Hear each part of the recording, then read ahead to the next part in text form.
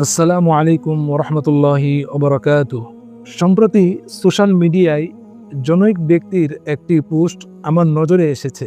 সেখানে ইসলামের পঞ্চম স্তম্ভ হজকে নিয়ে অত্যন্ত বিভ্রান্তিকর মন্তব্য করা হয়েছে। সেখানে বলা হয়েছে, হজের টাকা দিয়ে মানুষের সেবা করা নাকি হজের চেয়েও উত্তম ইবাদত। প্রথম দেখায় কথাটি খুব আবেগপ্রবণ বা মানবিক মনে হলেও ইসলামের দৃষ্টিতে এটি একটি চরম বিভ্রান্তি এবং অজ্ঞতা।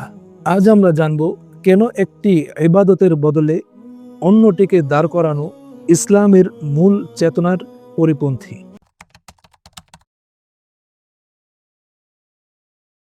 হজ কোনো ঐচ্ছিক দান খয়রাত নয়, বরং এটি ইসলামের 5টি মৌলিক স্তম্ভের একটি। রাসূল সাল্লাল্লাহু আলাইহি ওয়াসাল্লাম বলেছেন, ইসলামের ভিত্তি 5টি জিনিসের উপর, তার মধ্যে একটি হলো হজ। এটি সেই ব্যক্তির উপর ফরজ যার সেই সামর্থ্য রয়েছে। হজ যখন কোনো ব্যক্তির উপর ফরজ হয় তখন সেটি আদায় করা তার জন্য বাধ্যতামূলক। আপনি কি কখনো বলবেন যে নামাজের টাকা দিয়ে গরিবকে দান করা ভালো, তাই নামাজ পড়ার দরকার নেই? ঠিক তেমনি ফরজের বিকল্প কখনো নফল দান সদকা হতে পারে না। সোশ্যাল মিডিয়ায় যারা হজের সাথে মানুষের সেবার তুলনা করেন বা সাধারণ দান সৎকার সাথে হজকে তুলনা করেন, তারা আসলে আমলের শ্রেণীবিন্যাস বিষয়ে জানেন না।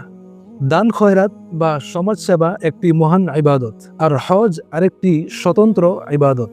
একজনের সামর্থ্য থাকলে তিনি হজও করবেন, আবার গরিবের পাশেও দাঁড়াবেন। একটি করার জন্য অন্যটিকে ছোট করা বা বন্ধ করতে বলা ইসলামের বিধানকে কটাক্ষ করার শামিল। অনেকে একাধিকবার হজ করার কারণে তাদের বিরুদ্ধে সোশ্যাল মিডিয়ায় অনেকে প্রশ্ন তোলেন যে সে এতবার হজে যাচ্ছে, তার আয়ের উৎস কি, কার আয়ের উৎস কি, সেটি তদন্ত করার দায়িত্ব আপনার না, বরং সেটার দায়িত্ব হচ্ছে আল্লাহ তাআলার। দ্বীনের একজন বড় আলেম বা আল্লাহওয়ালা যখন হজে যান তখন তার লক্ষ লক্ষ মানুষের জন্য অনুপ্রেরণা।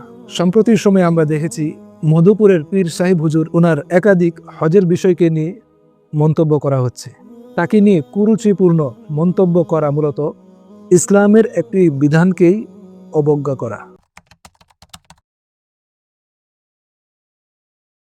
যারা বলেন হজের টাকা গরিবকে দিয়ে দিলে ভালো হতো, তাদের কাছে আমার প্রশ্ন, আমরা কি কখনো বিলাসিতা, দামি ফোন কেনা বা বিনোদনের পিছনে খরচ করা টাকা নিয়ে এমন কথা বলি? শুধুমাত্র ইবাদতের বেলায় কেন আমাদের গরিবের দুঃখের কথা মনে পড়ে? একজন মুমিন তার সামর্থ্যের মধ্যে সে জাকাত দান করবে, সদকা দিয়ে সমাজসেবা করবে, আর এর চেয়ে বেশি সামর্থ্য থাকলে হজ পালন করে আল্লাহর হুকুম আদায় করবে। একটির বদলে অন্যটি কখনোই ইসলামের বিধান হতে পারে না।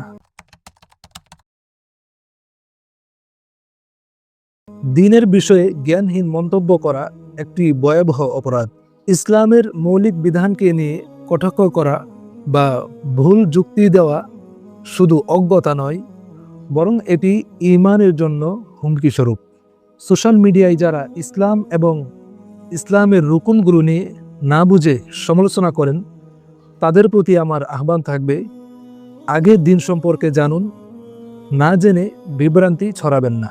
আর সাধারণ মুসলমানদের প্রতি আমার বার্তা হলো, এই ধরনের অপপ্রচারে বিভ্রান্ত আমরা হব না।